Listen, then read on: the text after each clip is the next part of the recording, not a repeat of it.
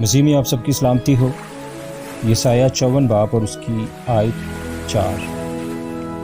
خوف نہ کر کیونکہ تو پھر پشیمان نہ ہوگی، تو نہ گھبرا کیونکہ تو پھر رسوا نہ ہوگی، اور اپنی جوانی کا ننگ بھول جائے گی اور اپنی بیوگی کی آر کو پھر یاد نہ کرے گی۔ آمین۔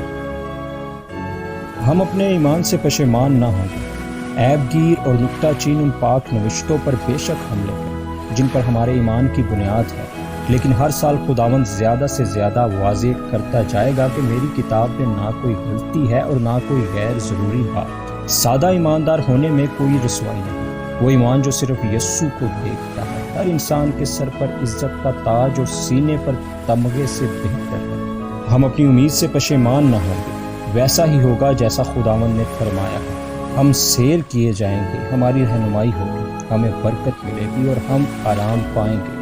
ہمارا خداوند آئے گا، پھر ہمارے ماتم کے دن ختم ہو جائیں گے۔ ہم اپنے خداوند کی کیسی تمجید کریں گے جس نے پہلے ہمیں زندہ امید بخشی اور پھر وہ چیز عطا کی جس کی ہمیں امید تھی۔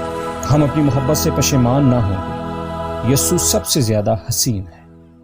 ہمیں اس بات پر کبھی شرمسار نہیں ہونا پڑے گا کہ ہم نے اپنے دل اس کو دے دیے ہیں۔ ہمارے جلالی محبوب کا نظارہ ہماری اس کے ساتھ نہایت پرجوش لگن کو بھی جائز ثابت کرے گا۔ کوئی ان شہیدوں کو الزام نہیں دے گا جو اس کی خاطر مرتے ہیں۔